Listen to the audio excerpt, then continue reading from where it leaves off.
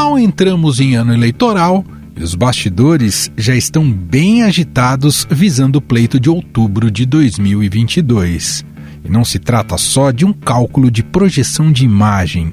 Buscar palanques regionais e estreitar laços com o chamado Centrão também estão nos planos dos principais candidatos até agora, como o presidente Jair Bolsonaro, que busca a reeleição, e o ex-presidente Lula. Quando chegar em junho do ano que vem, você vai ver quantos partidos do Centrão estarão apoiando o Bolsonaro e você vai ver quantos pularam do barco em alto mar para tentar se salvar. Na semana passada, Lula iniciou uma caravana pelo Nordeste, onde passou por mais de 6 estados. Na viagem, fechou acordos para sua candidatura ao Palácio do Planalto com aliados do governo federal. Dá para dizer que, na prática, o Centrão está com Bolsonaro no Congresso Nacional, mas o grupo não tem fidelidade a ele fora da Praça dos Três Poderes. É muito importante que o PT se abra para o centro, converse com o centro, porque se o centro não tiver uma abertura da esquerda para conversar, ele não fica neutro, ele vai para a direita. Principal partido do Centrão, progressistas do presidente da Câmara, Arthur Lira, e do ministro da Casa Civil, Ciro Nogueira, já rachou. Essa constatação é da colunista aqui do Estadão, Vera Rosa, que a gente vai ouvir daqui a pouco aqui no podcast. Na Bahia, por exemplo, o vice-governador João Leão, que também é do PP, se movimenta para a continuidade da união com os petistas. No Recife, Lula conseguiu selar a paz com o PSB em Pernambuco para pavimentar a aliança nacional entre as duas siglas em 2022. O ex-presidente Lula vai se sentar pessoalmente para conversar com o ex-presidente da Câmara, Rodrigo Maia, que está de malas prontas para o MDB. E não é o único. Há ali uma intenção de Lula também de refazer pontos com o ex-prefeito de São Paulo, presidente do PSD, Gilberto Kassab. Lula está tentando puxar pelo menos uma parte do Centrão para perto dele. Em Teresina, no Piauí, Lula se encontrou com dirigentes de MDB, PSD, PCdoB, PL, PTB, PSB, Solidariedade, Cidadania e PDT.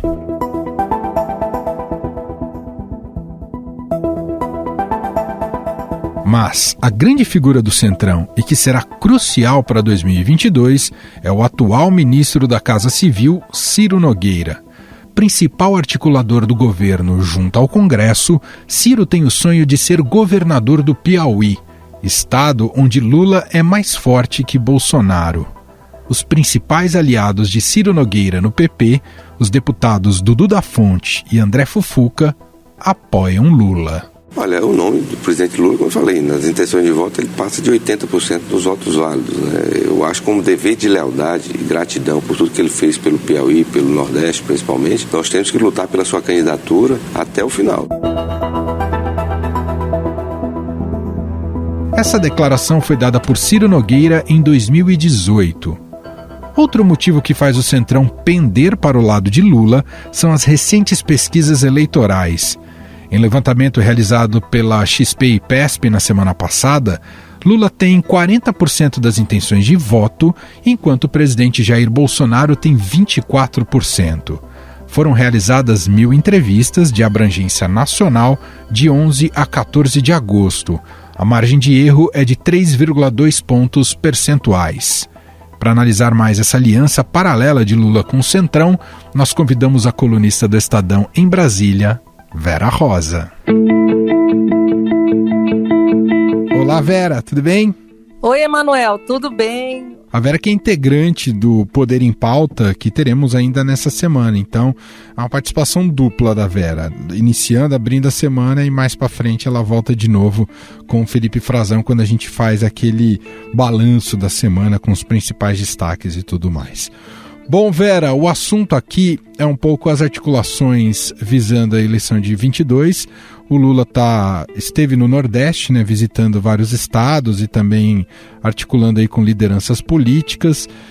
O que demonstra, né, não só que a eleição já está toda para 22, e aí queria te ouvir sobre quem vai conseguir captar melhor o apoio do centro, né, que hoje é formado, ou do centrão, que é formado por vários partidos. O Bolsonaro tem esse apoio hoje ali no Congresso, mas não significa que eles estarão juntos no mesmo palanque em 22. É um pouco isso, Vera? É sim, mano, é exatamente isso. A gente costuma dizer que o centrão está com o presidente Bolsonaro nas 4 linhas da Câmara dos Deputados, para usar uma expressão que ele usa, né, 4 linhas, mas não está com o Bolsonaro fora do quadradinho de Brasília. Porque, por exemplo, o Nordeste é uma região, considerado um celeiro de votos ali do ex-presidente Lula, né? E o ex-presidente iniciou essa caravana no domingo passado, e ali o que a gente observou é que ele conversou com muitos integrantes de partidos que estão na base de apoio do presidente Jair Bolsonaro. Um dos principais aliados do presidente ali, do Bolsonaro, o principal integrante do Centrão, Progressistas, o PP, do presidente da Câmara Arthur Lira, do ministro da Casa Civil Ciro Nogueira. O PP já rachou praticamente, procurou deputados, conversaram com o ex-presidente Lula, alguns ali articulando suas próprias candidaturas e querendo, né, apoiar Lula para 2022. O próprio presidente do Progressistas, que é o deputado André Fufuca, que é do Maranhão, ele é também um que apoia o ex-presidente Lula. O presidente Bolsonaro tem intensificado essa movimentação no Nordeste, tem também, né, já anunciou um programa ali que vai substituir o Bolsa Família, que é o Auxílio Brasil, e ele está tentando ali uma ofensiva para entrar nessa região, que atualmente ainda é um celeiro de votos ali do PT e do ex-presidente Lula.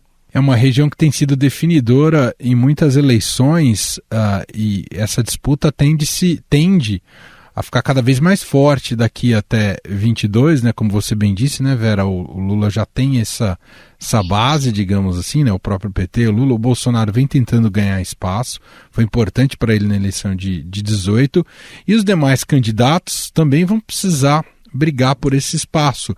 E me refiro especialmente a Ciro Gomes. Imagino que a dificuldade do Dória seja ainda maior, pensando nesse eleitorado, né, Vera? Exatamente. Ciro Gomes já foi governador do Ceará, ele é um paulista, mas que construiu a trajetória política dele toda no Ceará, né? Ciro Gomes é de Pindamonhangaba, mas construiu toda a carreira política lá. Ele tem feito bastante movimentação intensa ali na região, e ele está com um marqueteiro que é o João Santana, que já foi o marqueteiro do então presidente Lula. Foi a campanha da reeleição do então presidente Lula, foi feita pelo João Santana.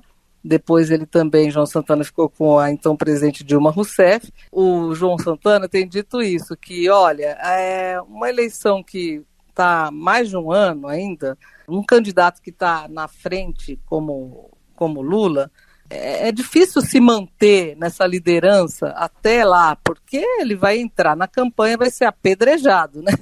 Sim. É verdade, né? Ele ainda está ali numa pré-campanha, mas quando a campanha começar para valer, o quadro muda, né? Então, o João Santana acredita que nessa situação é que o Ciro Gomes vai crescer. O governador de São Paulo, João Dória, ele vai disputar uma prévia no dia 21 de novembro com outros 3 pré-candidatos do PSDB, Tasso Gereissati, o governador do Rio Grande do Sul, Eduardo Leite, e o ex-prefeito de Manaus, Arthur Virgílio. Ele também está viajando, né? O governador João Dória também vai intensificar as suas viagens nessa região, né, que são 9 estados do Nordeste. Mas uma coisa curiosa que a gente tem observado é que a campanha dele agora começou a destacar o fato do pai dele, do governador, ter sido um perseguido e baiano, também do Nordeste, né?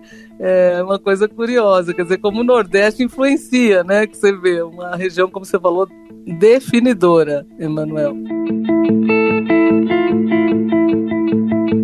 Vera, só para a gente fechar, você imagina que esse apoio do Centrão ali no Congresso ao Bolsonaro, ele vai se manter por enquanto por conveniência até que efetivamente as eleições comecem? Eu digo conveniência porque há muitos benefícios que esse Centrão tem recebido, seja em cargos, emendas e orçamentos secretos. Então isso se mantém enquanto for vantajoso para esses partidos, Vera? Exatamente. Assim, o Centrão, como se analisa o Centrão, ele não é um bloco monolítico que vai seguindo sempre o mesmo rumo, principalmente em eleições.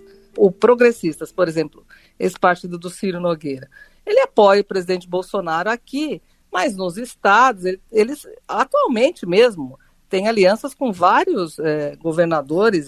No governo da Bahia, por exemplo, tem o PP, o governo do Pernambuco, que é o Paulo Câmara também. A gente fala PP, mas é o Progressistas, né? Que a sigla é PP. Então, eles são um bloco que a gente fala que é um bloco pragmático, né? Que age de acordo com as conveniências políticas. E aqui em Brasília, o que se diz é isso, que eles ficam com o presidente Bolsonaro enquanto tiver uma conveniência política. Inclusive, o ex-presidente Lula disse nessa viagem que ele fez, que não acredita que o Ciro Nogueira ficará muito tempo com o presidente Bolsonaro. O Ciro Nogueira, como se sabe, já num passado não muito distante, apoiou o PT, né? Em 2018, o Progressistas, o PP, ele tinha a vice do candidato Geraldo Alckmin do PSDB, a vice era Ana Amélia, então senadora Ana Amélia, que era do Progressistas. Essa chapa, como se sabe, não ganhou, né? Geraldo Alckmin não foi para o segundo turno, e o Ciro Nogueira apoiou declaradamente o Fernando Haddad. O que se diz é que ele apoiava desde o primeiro turno, né? E agora, depois que o ex-presidente Lula, melhor dizendo, disse isso, que o casamento não deve durar, de Ciro Nogueira com Bolsonaro, deve ser curto, o ministro Ciro Nogueira foi ao Twitter e contou uma fábula. Disse que uma raposa cobiçava uvas maduras, mas não conseguiu escalar a parreira, que era muito alta. Aí disse que essas frutas não estavam maduras, não, estavam muito azedas, poderiam manchar os seus dentes, isso a raposa dizendo. Aí ele escreve assim, o Ciro Nogueira: moral da história, não devemos desprezar nem criticar as coisas que não conseguimos conquistar.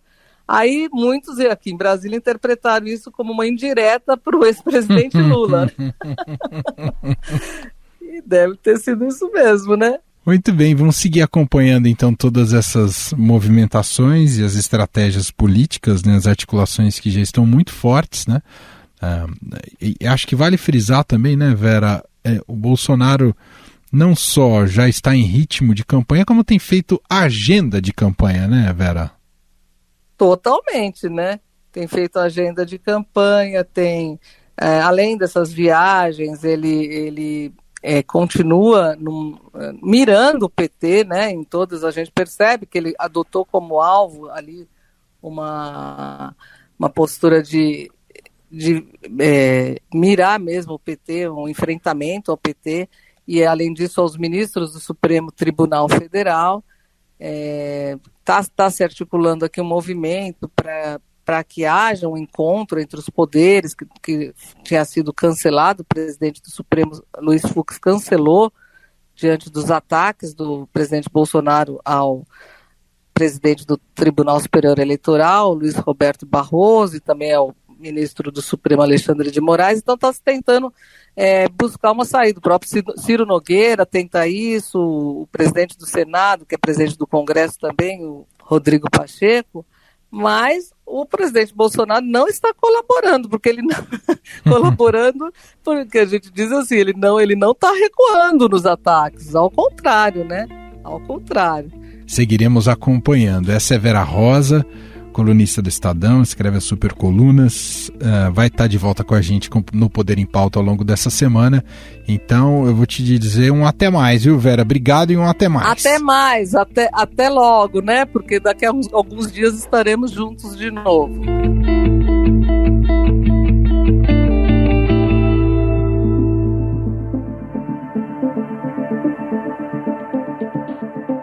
Para evitar essa debandada e contar com o apoio do Centrão, Bolsonaro tem ampliado cada vez mais o espaço cedido no governo para o grupo. Eu sou do Centrão, eu fui do PP metade do meu tempo, fui do PTB, fui do então PFL. O casamento com Bolsonaro vai além do PP. Líderes expressivos do Centrão, como os ministros Fábio Faria, das Comunicações, João Roma, da Cidadania e Flávia Arruda, da Secretaria de Governo, ocupam postos estratégicos. O tal Centrão, que eu chamo de pejorativamente disso, são alguns partidos que lá atrás se uniram na campanha do Alckmin. Não tem nada a ver, eu nasci de lá.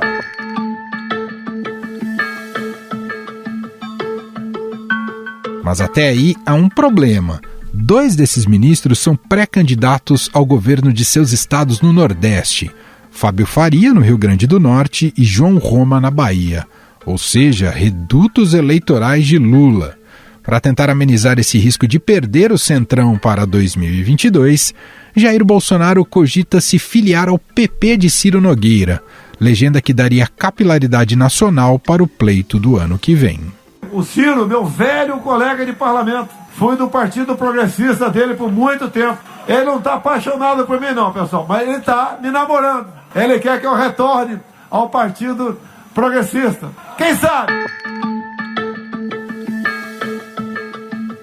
Ao se aproximar do PP, PL, Republicanos e PTB, Bolsonaro ensaia um movimento em direção à centro-direita, mostrando disposição em seguir o modelo tradicional de fazer política, principalmente após a entrega da articulação política do governo para o Centrão. Ao negociar com Bolsonaro e Lula ao mesmo tempo, esse grupo de legendas pretende aumentar suas bancadas na eleição do próximo ano e ampliar o controle sobre 1/3 do Congresso para manter o seu poder de barganha. Sobre essa postura do Centrão e o que devemos esperar para 2022, convidamos o cientista político da Tendências Consultoria, Rafael Cortes, para um bate-papo.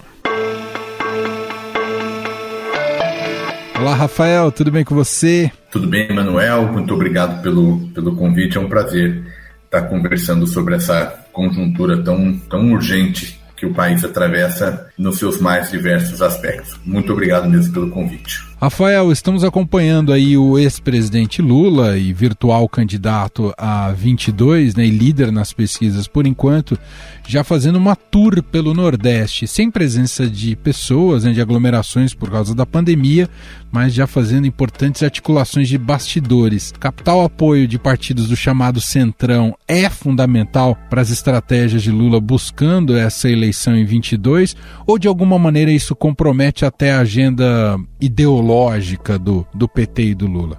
A minha leitura é que é essencial. Se teve uma lição que a elite política aprendeu da disputa municipal, que foi a disputa sob novas regras, e aí especificamente a proibição das coligações nas eleições proporcionais, é que recurso político tradicional, né, recurso de poder usualmente percebido como importante no processo eleitoral, e aí eu me refiro a tempo de TV, recurso econômico, ainda segue essencial para o bom desempenho dessas legendas em ano eleitoral. A gente tinha uma ideia de que a partir de 2018 entraríamos numa nova era em termos de competição eleitoral, muito voltada para o marketing digital, o papel das redes sociais. É verdade que elas têm um impacto muito importante na maneira do fazer política nessa conjuntura, mas isso não exclui aqueles mecanismos, aqueles recursos de poder que são importantes. E um deles é coligação, articulação, portanto me parece que faz sentido o ex-presidente Lula fazer essa mobilização olhando a sua candidatura de 2022. E faz sentido também por conta da atual conjuntura. Nesse momento, digamos que assim, é o pré-aquecimento para o jogo de fato eleitoral, e esse pré-aquecimento é feito por consultas aos líderes partidários de como é que eles vão desenhar essa estratégia. Olhando em particular para o Centrão, A grande questão é fato que existe uma base de apoio em termos do mandato e alguns temas da agenda, mas ainda muito incerto do que esses partidos vão fazer olhando para 2022. Até porque o Centrão também não é um bloco único, né? São vários partidos com diferentes relações no tocante à candidatura à reeleição do presidente Bolsonaro. E como o governo vem mal avaliado, esse é um momento importante para o ex-presidente Lula tentar encontrar espaços entre essas legendas, justamente no momento em que o governo aparece com bastante fraqueza política. E além das articulações políticas e partidárias, Rafael, o Lula, também no campo simbólico, o Lula vai precisar dar aquele passo muito analisado da primeira eleição dele lá de 2002, né, de 2001 para 2002, a tal da carta ao povo brasileiro. Ele também simbolicamente vai precisar se dirigir assim? Eu acho que é super importante o ponto, embora, Emanuel, não me parece que tanto em relação a algum conteúdo, né, ou seja, a carta ao povo brasileiro tinha lá um simbolismo, mas tinha também uma agenda mais substantiva por trás, né, que era o compromisso em 2002 do ex-presidente cumprir contratos de dívida, enfim, sinalizar uma gestão de política econômica ortodoxa.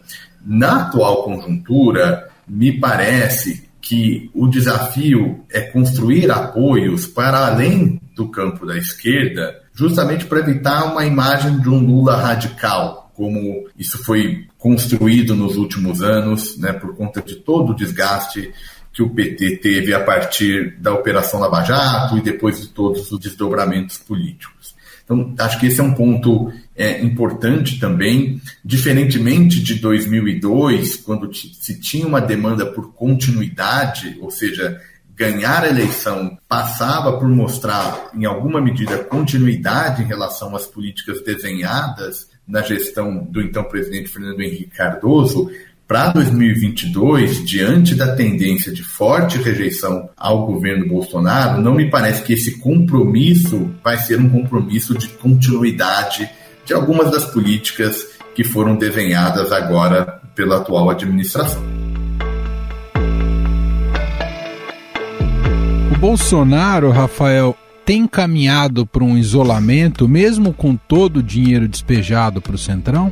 Tem caminhado. Eu acho que a raiz de toda a instabilidade política atual é a incapacidade do governo gerar, junto à elite política, perspectivas de poder, né? Ou seja, à luz de hoje, a estratégia, né, a opção de apoiar o governo em 2022 para aumentar as chances de sobrevivência eleitoral não parece trazer dividendos muito frutíferos. Isso por duas razões principais, né? Você tem, de um lado, o questionamento formal do mandato, você tem um quadro de tensão institucional, o presidente sistematicamente polariza, né, radicaliza com uma série de atores, seja do judiciário, seja do legislativo, usa da estratégia de militarização da política, ou seja, é um governo que parece não construir pontes. Me lembrei aqui, né, questiona a própria legitimidade do sistema eleitoral, portanto, isso gera insegurança nos seus apoiadores. E a outra razão do governo não gerar essa perspectiva de poder futura é a baixa popularidade. Então, aos olhos de hoje, não há dúvida que o favoritismo é qualquer nome de oposição. E não é por um acaso que as pesquisas já mostram esse cenário, né? O presidente Bolsonaro perderia em eventual segundo turno de vários dos nomes colocados como postulantes à presidência. Dessa falta de perspectivas de poder vai aumentando o interesse e os incentivos para que os partidos busquem outros caminhos, né? Seja jogar nas eleições legislativas, seja se afastar um pouco mais do governo, não aprovar determinada emenda ou projeto com um pouco mais de complexidade política, e aí ele vai se isolando. Ainda, é verdade, tem uma base de apoio relevante, mas olhando o segundo turno de 22, quando o menos pior, entre aspas, né, à luz do eleitor, tende a ser beneficiado, há uma tendência de isolamento, sim. Bom, tá claro, né, que quem se opõe ao Bolsonaro, por enquanto, dado o atual contexto, até pela sua explicação, Rafael, leva alguma vantagem, por enquanto, pensando em 22. Ao Bolsonaro, ele já tem tentado resgatar o sentimento antipetista. Agora, o quanto ainda isso pode definir a eleição, o antipetismo? Ou você já vê um arrefecimento dessa rejeição ao Lula e ao PT? Na minha leitura, no melhor cenário, nessa estratégia de reconstruir o status do anti-Lula e chamar a atenção para a sociedade, né, de uma narrativa, de uma retórica de que a esquerda representa um risco em uma série de dimensões que vão da dimensão cultural ao aspecto econômico, na melhor das hipóteses, ajuda a ida da candidatura presidencial ao segundo turno. Pouco provável que vai ser suficiente para dar a vitória num segundo turno, independente do seu adversário. A eleição é fundamentalmente um plebiscito da administração. O eleitor pune ou recompensa o desempenho do presidente. E dado que há uma rejeição hoje na casa de entre 6 a cada 10 brasileiros rejeitam o governo, há uma tendência de vitória da oposição e nenhuma estratégia retórica ou marketing político para desconstruir candidaturas, seja do ex-presidente Lula, seja eventualmente do governador de São Paulo, João Dória, ou qualquer nome que apareça no pleito, não há campanha política para fazer com que o eleitor deixe de lado o olhar que o governo agora, e o presidente Bolsonaro, quando disputar a eleição, vai ter o ônus e o bônus de ser governo. E, portanto, é a defesa da sua administração e não necessariamente esses recursos retóricos que vai dar 50% mais um de votos válidos necessário para a vitória no pleito presidencial.